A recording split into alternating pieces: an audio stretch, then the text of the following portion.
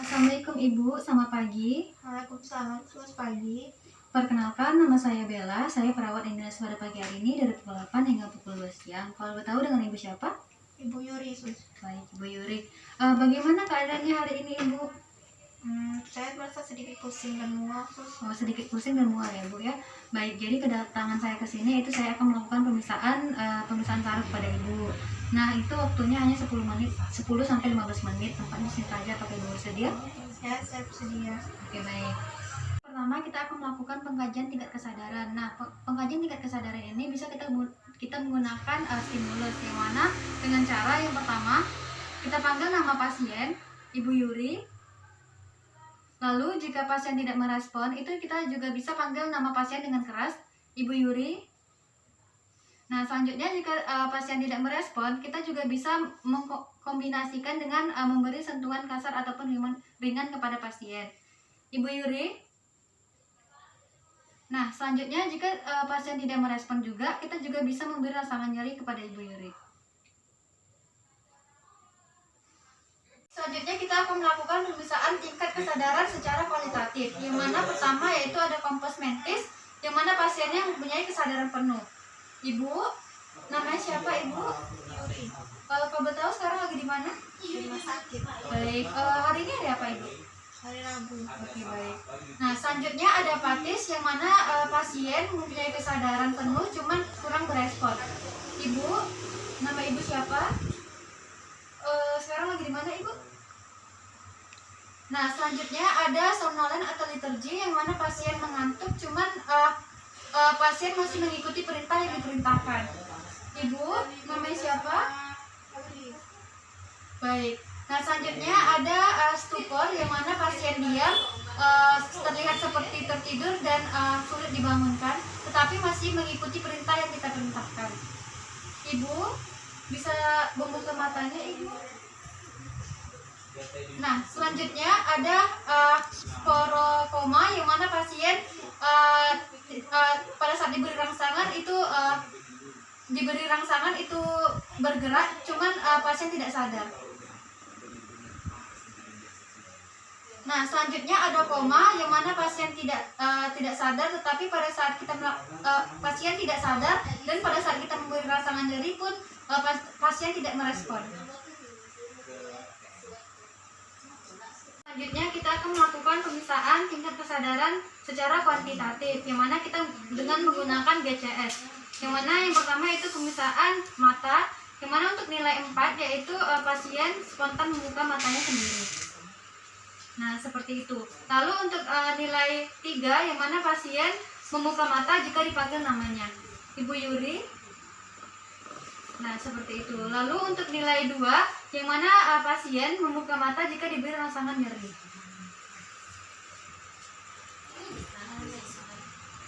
Selanjutnya untuk nilai 1 yaitu pada saat kita memberikan rangsangan nyeri itu pasien tidak merespon apapun. Baik, selanjutnya kita akan melakukan pemeriksaan motorik.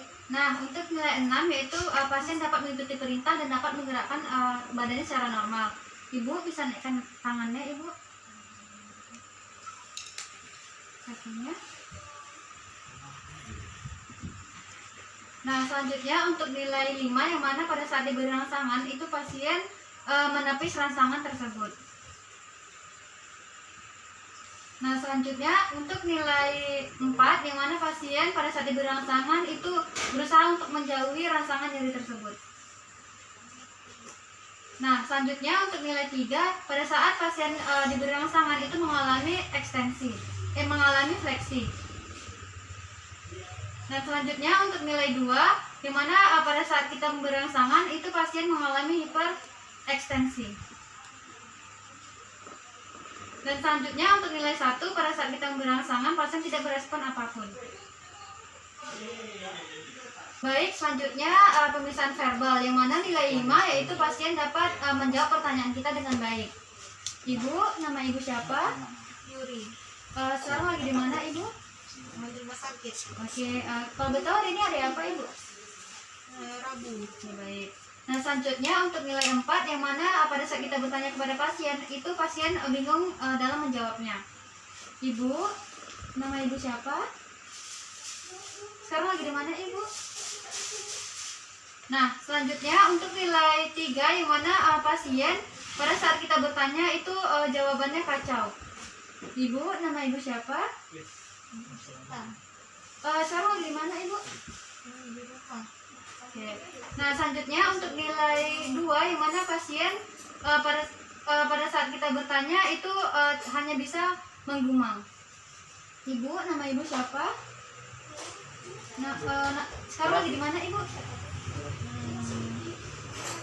Nah, selanjutnya untuk nilai 1 yang mana pada saat kita memberikan respon nyeri itu pasien tidak berespon apapun. Baik, selanjutnya saya akan melakukan pengkajian rangsangan manual. Yang mana pertama itu kita akan melakukan pemisahan kaki kuduk. Nah, untuk pemisahan kaki kuduk ini kita posisikan pasien itu dalam bentuk berbaring. Lalu jika ada bantalan kita lepas bantalnya. Oke Ibu. Nah, selanjutnya untuk pemisahan kaki kuduk ini yang pertama salah satu tangan kita berada di sternum dan salah satu lagi di bawah kepala pasien. Lalu kita fleksikan sehingga bagian dagu menyentuh dada. Nah, jika kaki kuduk ini dinyatakan positif, itu terdapat tahanan dan dagu tidak sampai ke bagian dada. Nah, selanjutnya kita melakukan pemisahan cardiac stance, yaitu kita lakukan fleksi pada paha pasien sampai ke sendi panggul, yaitu sampai membentuk derajat 90 derajat. Selanjutnya kita fleksikan kembali di tungkai bawah kaki hingga ke lutut, yaitu sampai membentuk sudut 135 derajat.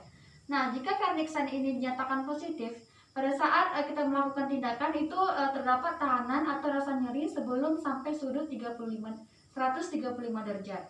Nah, selanjutnya kita akan melakukan pemisahan lacing signs, yang mana sama posisi pasien berbaring. Lalu kita lakukan fleksi, yaitu pada paha pasien sampai dalam keadaan lurus seperti ini sampai membentuk sudut 70 derajat. Nah, jika lacing signs ini positif, itu pada saat kita melakukan tindakan tidak sampai terdapat tahanan dan rasa nyeri sebelum sampai 70 derajat. Nah, selanjutnya kita akan melakukan pemisahan Brudzinski 1, yang mana pemisahan itu sama dengan pemisahan kaki kuduk, salah satu di bagian sternum dan salah satu di bagian bawah. Lalu kita lakukan fleksi. Nah, pada saat kita lakukan fleksi itu terdapat refleks kaki seperti ini, maka itu dinyatakan Brudzinski positif. Selanjutnya saya akan melakukan pemisahan Brudzinski 2, yang mana sama dengan cardiac signs, yaitu kita angkat kaki pasien. Nah, pada saat kita melakukan angkat kaki pasien itu kaki sebelahnya mengalami refleks, itu tandanya Brudzinski 2 positif. Baik Ibu, di sini kita akan melakukan pemisahan saraf kranial dari saraf ke-1 sampai saraf ke-12. Nah, untuk pemisahan yang pertama yaitu kita akan melakukan pemisahan saraf kranial yang pertama, yaitu untuk melihat penciuman Ibu itu normal atau tidak. Nah, nanti di sini Ibu bisa menutup salah satu hidung Ibu dan Ibu bisa menebak apa aroma tersebut ya Ibu. Apakah Ibu mengerti? Bisa buka maskernya Ibu. Matanya ditutup ya Ibu dan hidungnya ditutup salah satu. Baik, ini aroma apa Ibu? Oke. Ini? Kopi. Oke, sebelahnya tutup. Oke. Ini? Kopi. Ini? Teh. Oke, baik. Bisa dibuka lagi matanya Ibu. Untuk saraf pertama normal ya Ibu. Kali ini kita akan melakukan pemeriksaan klinis mata Ibu, yang mana untuk melihat ketajaman matanya. Nah, nanti di depan ada namanya spelling chart atau huruf. Nanti saya akan menunjuk huruf dan Ibu akan menutup matanya antara mata kanan dan kiri dan menyebutkan angka tersebut ya Ibu. Nah, ini jaraknya adalah 20 kaki ataupun 6 meter. Nah, apakah Ibu bersedia? Ya, bersedia. Kita mulai ya Ibu. Baik. Baik Ibu, bisa ditutup matanya sebelah Ibu. Ini huruf apa Ibu? E. Ini? N. Ini? L. Ini? V. Ini? R. Ini? C. Ini? S. Ini? E. Ini? C. Bismillahirrahmanirrahim. Assalamualaikum warahmatullahi H. wabarakatuh. Nah, Nah, baik, sebelahnya lagi matanya tutup Ibu. Ini E, ini N, ini P, ini U, ini N, ini O, ini N, ini R, ini C, ini. P. Oke, baik. Nah, baik Ibu, pemisahan matanya sudah selesai didapatkan hasil 20/20 berarti normal. Dan mata Ibu bisa menjawab huruf-huruf yang ada di sana walaupun ditutup matanya. Berarti nilainya normal ya Ibu. Selanjutnya saya akan melakukan pemisahan lapang pandang yang mana bertujuan untuk melihat sejauh mana pandangan mata Ibu. Nah, nanti Ibu bisa menutup matanya tapi mata tetap melihat saya, dan nanti Ibu bisa menyebutkan terlihat atau tidak ya Ibu. Kita mulai ya Ibu. Tutup matanya Ibu. Di sini terlihat, Terlihat, di sini, terlihat, di sini, terlihat, di sini, terlihat, di sini, terlihat, di sini, masih, di sini, masih, di sini. masih, Ditukar tangannya ya Bu. Iya. Di sini, masih, di sini, masih, di sini, masih, di sini, terlihat, di sini, terlihat, di sini, terlihat, di sini, terlihat, di sini. terlihat. Baik Ibu, didapatkan hasil bahwa hasilnya normal ya Ibu. Makanya semua. Nah, selanjutnya kita akan melakukan pemisahan pada papil Ibu, yang mana kita menggunakan otomoskop untuk melihat apakah terdapat eksudat atau pendarahan pada mata Ibu. Ibu bisa buka matanya. Nah, baik, di sini normal ya Ibu, tidak terdapat eksudat ataupun pendarahan. Baik Ibu, selanjutnya kita akan melakukan pemisahan saraf kranial 3, 4, dan 6. Nah, untuk yang pertama yaitu kita akan melakukan pemisahan pada bagian mata dan bola mata pasien, yaitu kita lihat apakah bola mata kanan dan kiri itu simetris atau tidak. Dan selanjutnya kita akan melihat apakah pada bola mata pasien itu terdapat hambatan atau tidak, yaitu dengan cara Ibu bisa ikuti jari saya kemana arahnya, itu yang mengikutinya hanya matanya saja ya Ibu. Apakah Ibu mengerti?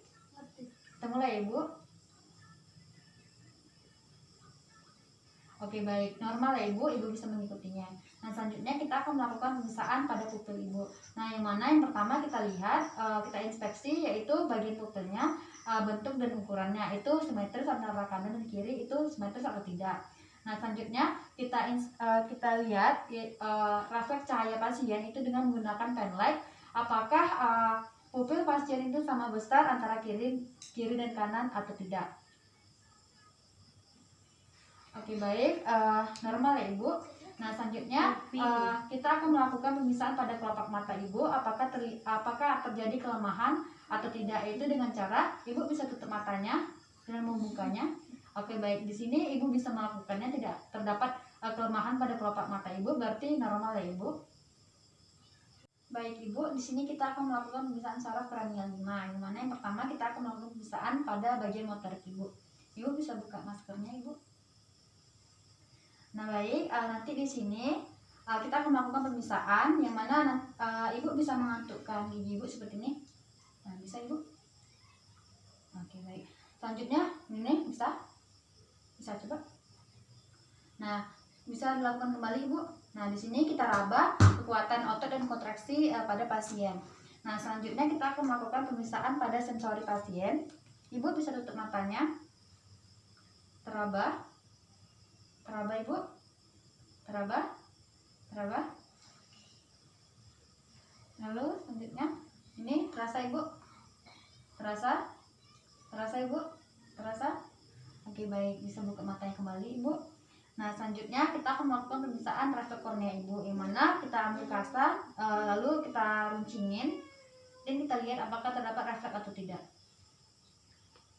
Oke, baik, di sini terdapat refleks ya Ibu, berarti normal. Baik Ibu, selanjutnya kita akan melakukan pemisahan saraf kranial yang ke-7. Nah, nanti di sini Ibu bisa buka maskernya Ibu. Nah, nanti di sini kita akan melakukan pemisahan yang mana nanti Ibu bisa saya akan memberikan beberapa rasa dan Ibu bisa menebak apa rasa tersebut ya Ibu. Nah, di sini Ibu bisa menutup matanya dan bisa menelurkan lidahnya Ibu. Ya, rasanya apa Ibu? Panas. Ini kayak Ibu. Belum dulu Bu. Rasanya apa Ibu? Asin. Oke, baik, bisa buka matanya, berarti normal ya Ibu. Nah, selanjutnya kita akan melakukan pemeriksaan sensorinya, yang mana Ibu bisa tersenyum seperti bersiul, bisa Ibu. gemukan pipinya bisa?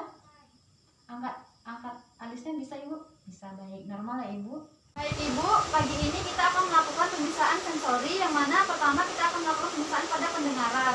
Nah, pada pendengaran ini ada 3 uji yang kita lakukan. Yang pertama ada uji Weber. Nah, itu bertujuan untuk membandingkan apakah mengalami masalah tuli konduktif ataupun tuli sensori neural. Nah, di sini nanti jika ibu tidak mendengarkan suara pada garpu kutala ini, ibu bisa mengangkat tangannya ya ibu.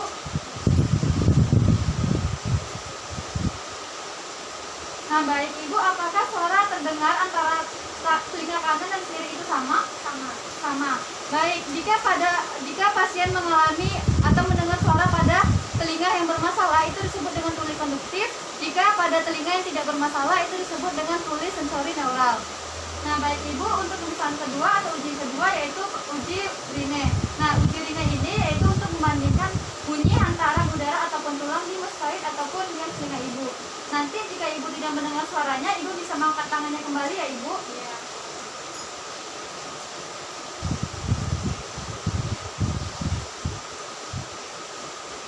Nah, baik ibu, apakah suara terdengar jelas di depan atau di belakang? Di depan. Di depan ya ibu, berarti normal. Nah, selanjutnya uji yang ketiga yaitu uji swaba. Nah, uji swaba ini itu bertujuan untuk membandingkan 2 subjek. Nah, nanti jika ibu tidak mendengar suara, ibu bisa mengangkat tangannya kembali ya ibu.